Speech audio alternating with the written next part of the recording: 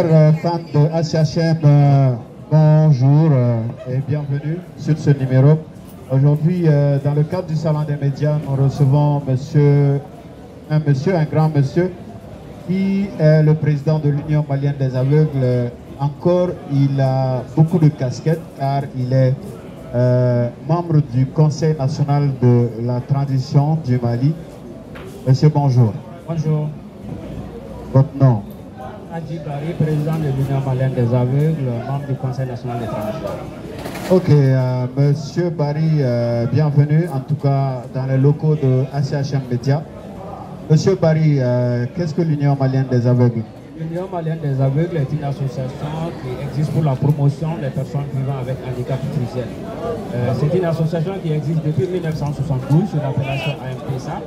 Et la dite association a 4 objectifs: la prévention et la lutte contre la cécité, la scolarisation des enfants aveugles, l'insertion des personnes vivant avec handicap visuel en milieu urbain et l'insertion des personnes aveugles en milieu rural. L'insertion des personnes au milieu rural, je vais me focaliser sur ça parce qu'on connaît beaucoup sur Bamako, ou sinon beaucoup de gens connaissent beaucoup sur Bamako.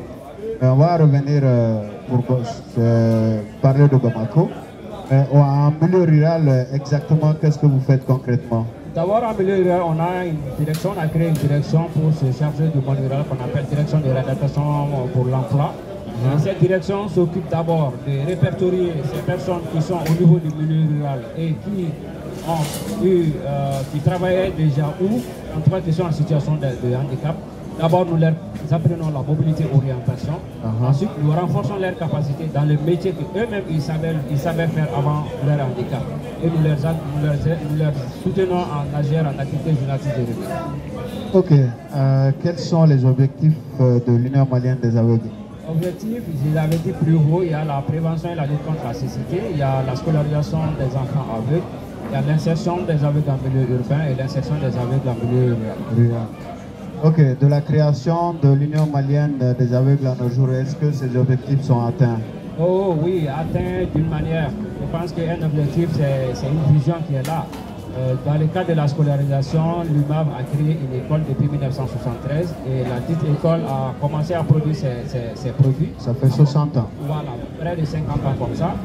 L'UMAV, je suis un peu produit de l'UMAV parce que j'ai fait ma première année de l'école fondamentale jusqu'à terminer l'université. Et actuellement, sur le marché de l'emploi, on a à peu près une soixantaine qui sont en attente d'emploi et plus d'une centaine qui sont dans le secteur public ou parapublic. Dans le cadre de l'insertion en milieu urbain, nous avons une société de fabrique de craie pour l'insertion en milieu urbain. Et dans le cadre de l'insertion en milieu rural, nous avons également une direction qui s'occupe de répertorier les gens et aussi de les apprendre les métiers ou à renforcer leurs capacités sur le plan métier. Et dans le cadre de la prévention contre la cécité, nous avons une unité de consultation des yeux et un atelier de montage de verres correcteurs. Donc, comme école également, nous en avons à Bamako, Ségou et Gao. Et nous évoluons vers l'éducation inclusive, donc nous pouvons dire que l'objectif est en train d'être atteint à 100%. Ah, alors, vous venez de parler de l'unité ophtalmologique. L'unité ophtalmologique, elle est créée dans quel but? L'unité ophtalmologique est créée pour valoriser le premier objectif qui est la prévention et la lutte contre la cécité. Et ça permet aux gens de détecter les causes de maladies cécitantes et de pouvoir les éviter par les soins et au-delà des soins par leur dotation en verres correcteurs. Ok, Monsieur Bari, l'Union malienne des aveugles a une société de production.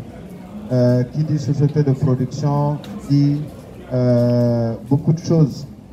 Comment va la société de production de l'Union malienne des aveugles? Alors, actuellement, il y a des difficultés dues au non-écoulement des produits fabriqués par la dite société, qui sont la craie et les serpillères. C'est pourquoi nous demandons aux autorités de la place de faire un effort pour que les produits fabriqués, du moins les productions locales, soient bien valorisées afin de permettre aux gens de vivre la sueur de leur travail. Autre difficulté à ce niveau, ça c'est la vétusté des matériels existants. Je pense que l'écoulement des produits pourra nous permettre non seulement de garantir le salaire des travailleurs, mais aussi de renouveler le matériel et trouver de l'emploi pour d'autres qui sont dans les besoins. Ok, qui parle d'accessibilité et vous venez de parler tout de suite de l'école, une école inclusive. Est-ce que les matériels concernant les étudiants en situation de handicap visuel sont aussi accessibles? Sur ce plan, il y a des efforts. C'est vrai, l'association qui est l'UMA fait des efforts. Mais nous demandons à l'État également de nous accompagner parce qu'on dit que l'éducation doit être pour tous et pour tous. Cette éducation qui est pour tous, les personnes handicapées visuelles ne doivent pas rester en marge. Je suis même curieux de savoir, de constater du moins que dans aucune bibliothèque du Mali, il n'y a pas de livre en braille. Chose qu'il faut corriger après 50 années d'existence de l'Union malienne des aveugles. Et l'IMAP seul ne saurait le faire sans l'accompagnement de l'État. C'est pourquoi nous interpellons l'État à aider à scolariser, à faciliter la scolarisation des enfants aveugles. Ils sont également des enfants de ces pays. Et au-delà des enfants aveugles, de tous les enfants vivant avec handicap de manière générale. Ok, Monsieur Barry, on ne va pas vous retenir longtemps, on va vous arracher vos derniers mots. Si je dis derniers mots, c'est concernant le salon ici, bien sûr. Remercier beaucoup à CHM Média et surtout les initiateurs du salon des médias, de féliciter, les remercier et dire qu'ensemble nous pouvons faire le Mali et nous le verrons, Inch'Allah. Inch'Allah. Merci M. Barry d'être passé. Kadiatou Maman a assuré la prise de son et de vidéo. Au plaisir pour un prochain numéro.